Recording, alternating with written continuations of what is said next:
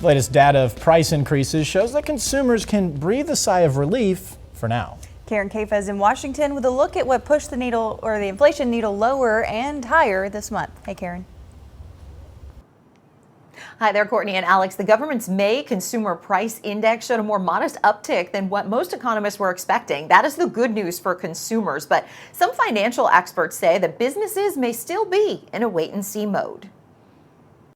Despite the economic churn around President Donald Trump's rapidly changing tariff policies, government inflation data showed just modest price increases during May, with the overall consumer price index up 2.4% year over year, just a slight uptick from April. It's quite possible that higher tariffs will, in fact, later on translate to higher inflation, but it simply has not happened yet. Experts say there's a few reasons prices didn't surge last month. First, some tariffs were curtailed or postponed. Some businesses beefed up their pre-tariff inventories. Others absorbed the first wave of higher import costs. Cardiff Garcia of the Economic Innovation Group and host of the New Bazaar podcast says many businesses have taken a wait-and-see approach. They've essentially bought themselves some time and some maneuverability until they have a better sense of exactly what the future holds for tariffs and for trade policy. And economist Natasha Sarin of the Budget Lab at Yale University says the data lags behind price hikes retailers like Walmart and Target have said are already happening. Economists have started to do the hard work of trying to look at real-time price increases. So they're looking at what online retailers are posting as prices for imported goods, and those are actually rising. Appliance prices rose by 0.8% from April. Toy prices climbed for a second consecutive month, up 1.3%. Some consumer electronics like TVs also saw price increases. Moderating some of the upticks, gas prices, which fell 2.6%.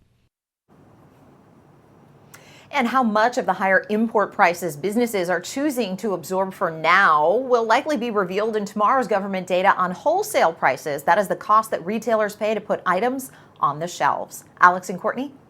And Karen, after this morning's report, President Trump made another call for the Federal Reserve to cut interest rates. And what can borrowers expect when the Fed meets next week? Yeah, Courtney, both President Trump and Vice President J.D. Vance putting some pressure on the Fed, but it is unlikely that the Federal Reserve will act on that pressure. They do have their meeting next week. They'll be absorbing this inflation data, which is better than what was expected, but it also has moved further away from their target inflation rate of 2%. They're also going to be absorbing the jobs report that came out on Friday that showed the labor market has remained steady and strong even in the face of these higher interest rates. So no real big incentive to move. Also, they're feeling the same uncertainty the businesses are right now as they wait in this 90-day window where President Trump has put a pause on reciprocal tariffs. That's going to be up on July 8th, and they'll see how much progress is made and how many of these tariffs stay in place. So for borrowers who are seeking relief from those interest rates, they may have to wait until September to get a shot at seeing them cut. Always nice to have you on the show, Karen. Thank you.